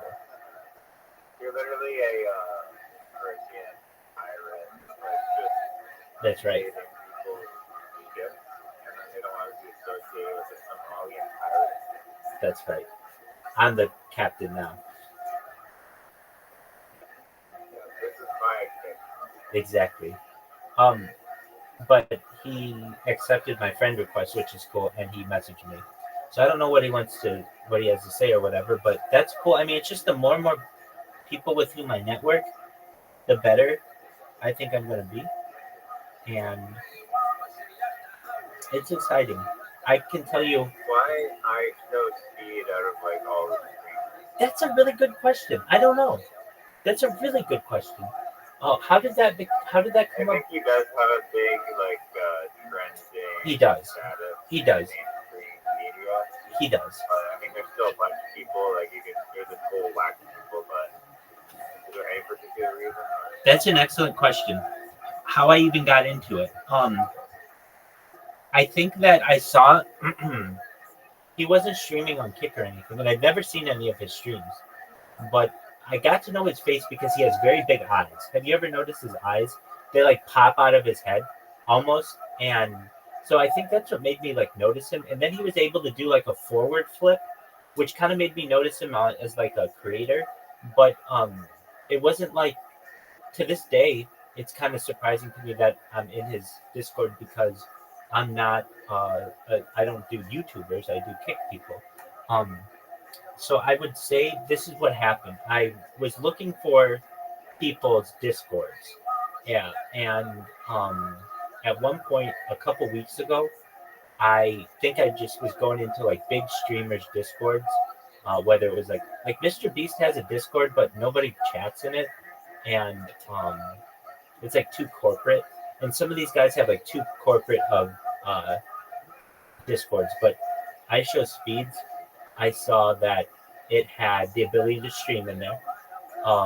So I would just go in there and leave my device on, but without the camera on because I hadn't earned enough points for the camera. Then what happened is I just forgot about it. I was like, who cares about I show speed? I don't even know who this motherfucker is. Who gives a shit? So then I was streaming in here and somebody came in here and it was actually when Caspian C brought in a whole lot of people from one of his Discord friends. He brought in like 5 or 6 people at once.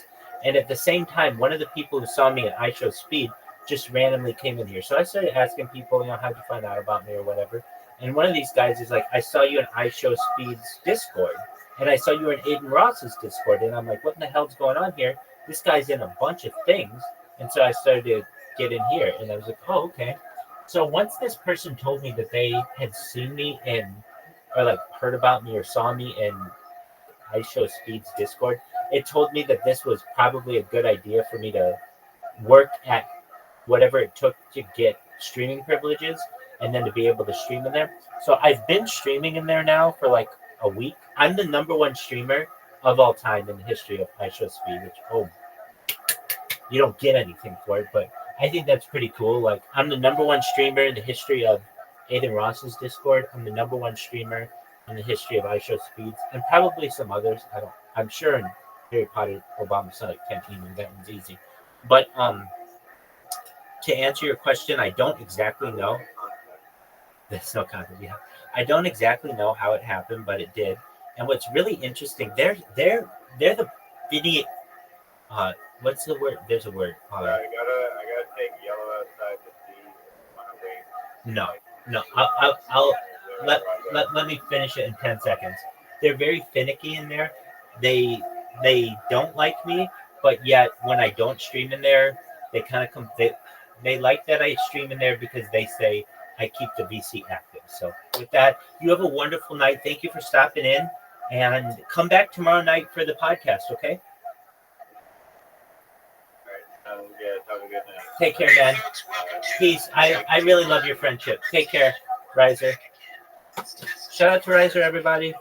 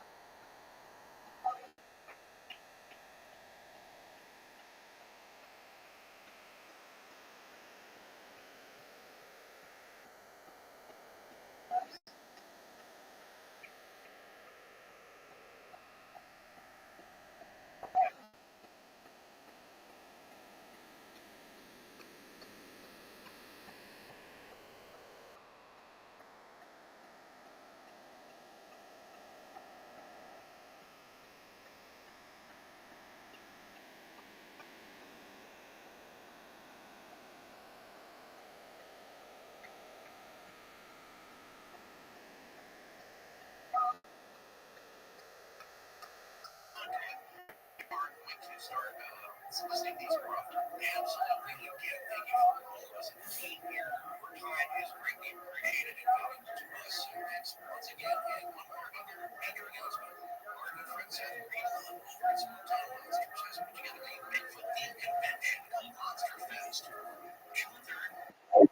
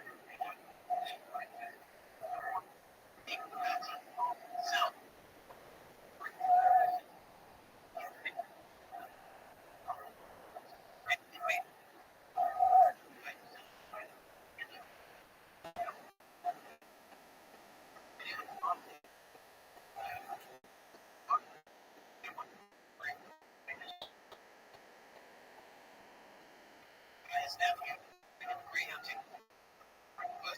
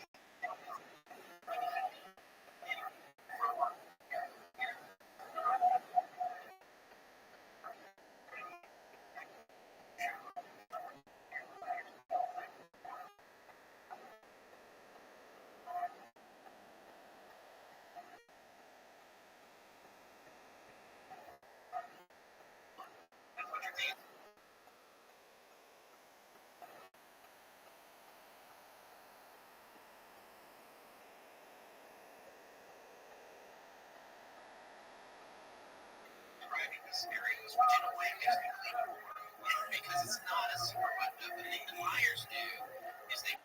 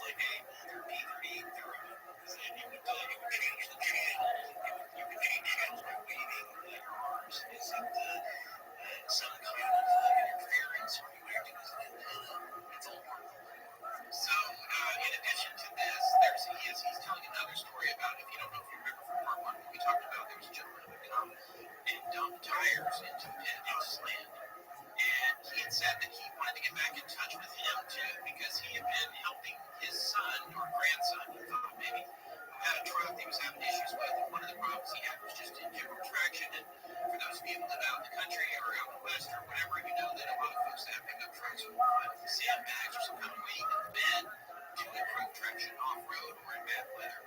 And Mel said that he gave this young man buckets full of detritus that he had picked up around his property to help with this truck having traction. But he also took some of this kind of stuff.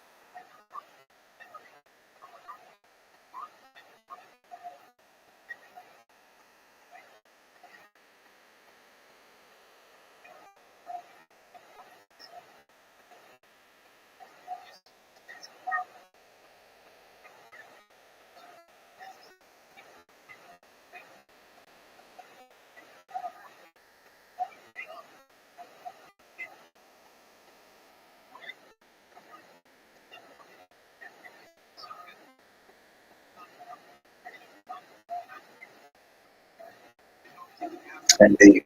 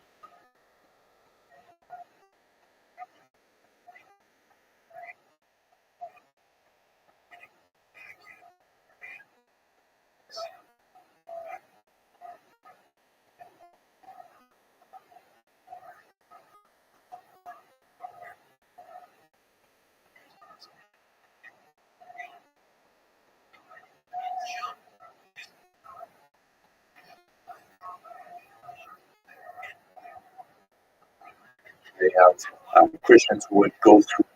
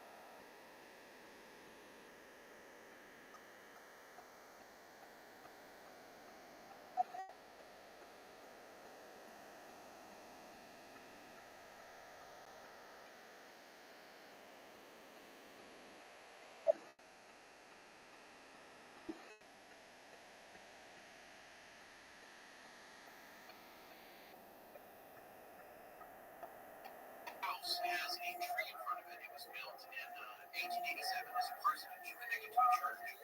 And there's a whalebone that now appears to be growing out of the tree. Well, so the idea is maybe it was leaned up against it a long time ago, and the tree.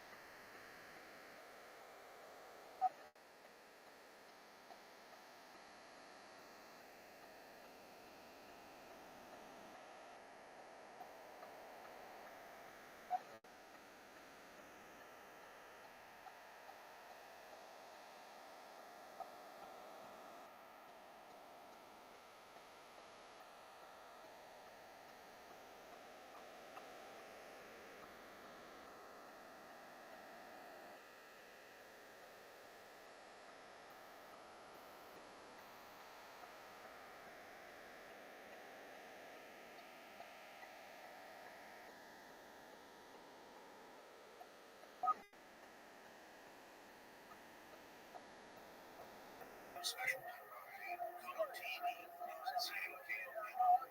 That April 7th, that was 2012. So recent, for the decades, there's been a few news stories here and there.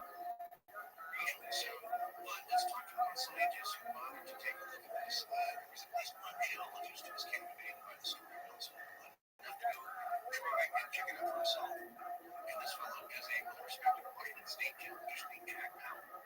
Jack Powell, thinks he found a real Hello, everyone.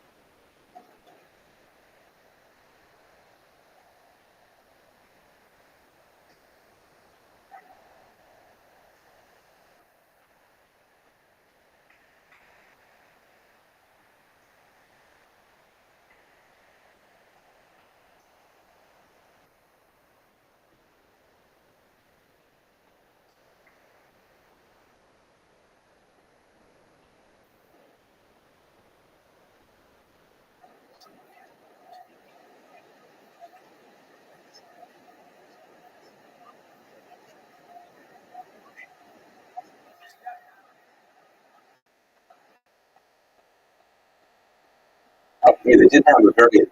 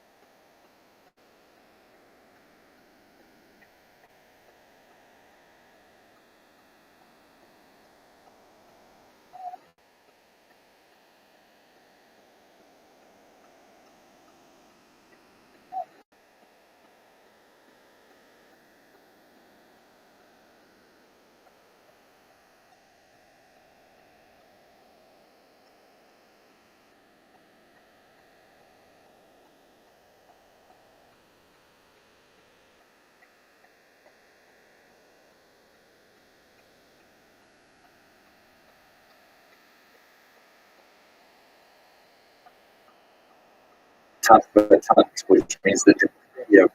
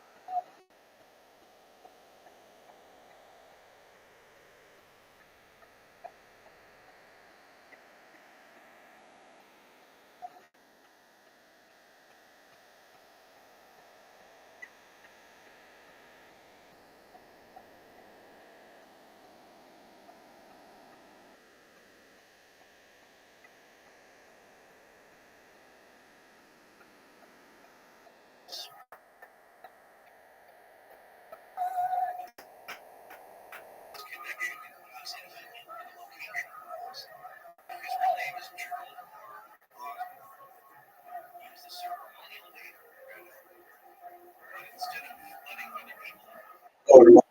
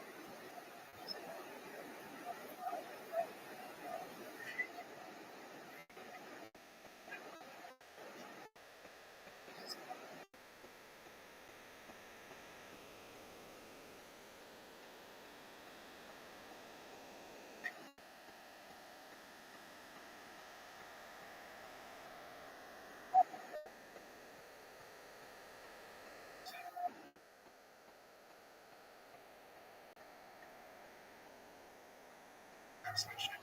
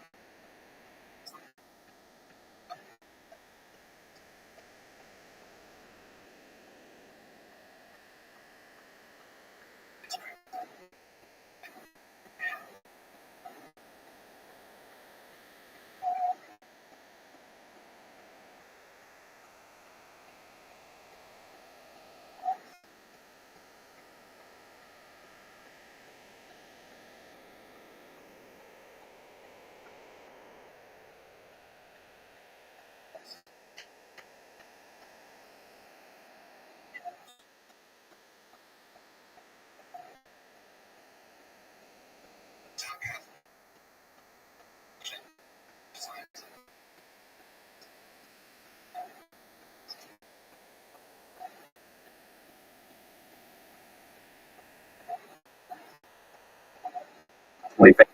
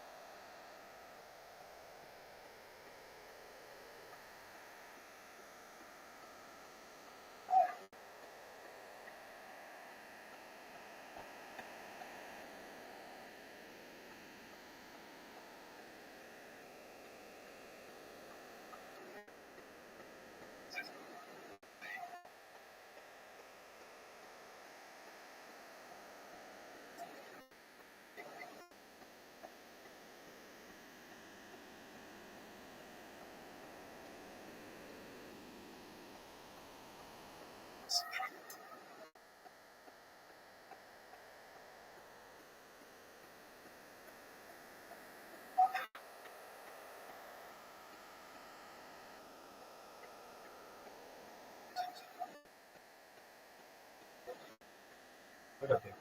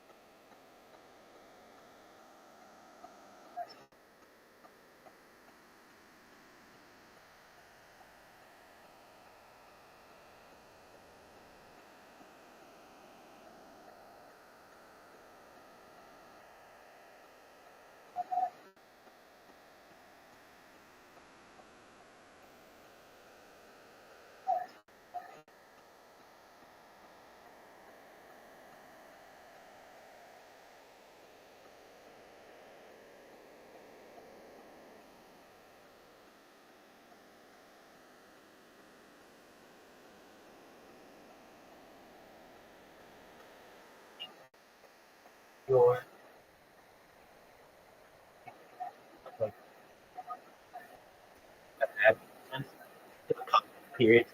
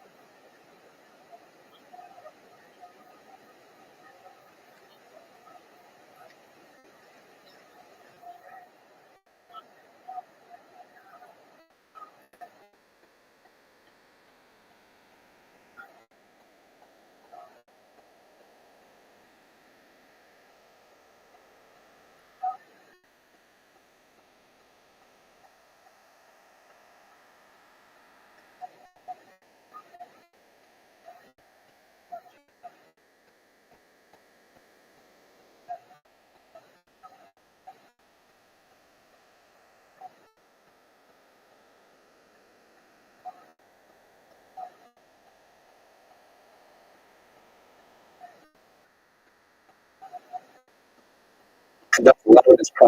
Right. 。 Right. 。 Right. 。 Right. 。 Right. 。 Right. 。 Right. 。 Right. 。 Right. 。 Right. 。 Right. 。 Right. 。 Right. 。 Right. 。 Right. 。 Right. 。 Right. 。 Right. 。 Right. Right.